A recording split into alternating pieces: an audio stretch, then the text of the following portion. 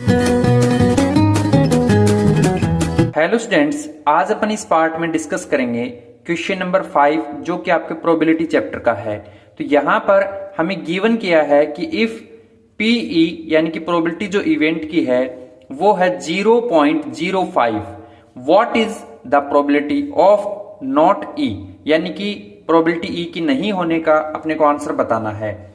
तो सबसे पहले मैं यहां पर लिख देता हूं आंसर में कि गिवन दैट, हमें क्या गिवन है, तो हमें गिवन है प्रोबेबिलिटी ई की कितनी है, वो है अपने 0.05।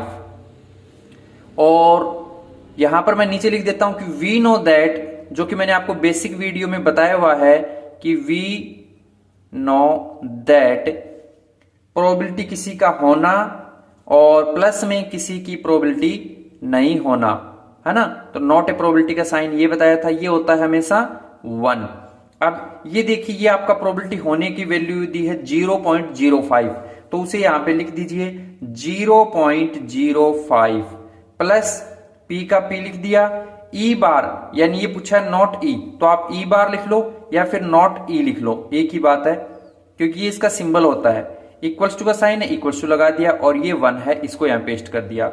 अब 0.05 है, इसको इधर ले आएंगे यानी राइट हैंड साइड में, तो इधर प्लस हो रखा है तो इधर आके क्या हो जाएगा माइनस, तो ये आ गया पी और फिर नॉट ई इजिकल टू आ जाएगा 1 माइनस 0.05। अब आप इसको माइनस कर दीजिए, जब आप इसको माइनस करोगे तो आपका आंसर आएगा 0.95।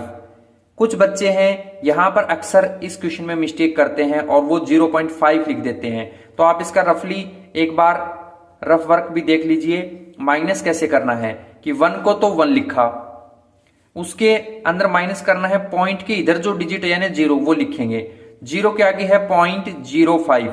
अब ध्यान से देखिए, यहां डेसिमल नहीं है तो डेसिमल लगा के आप अपनी तरफ से 20 फील कर लीजिए।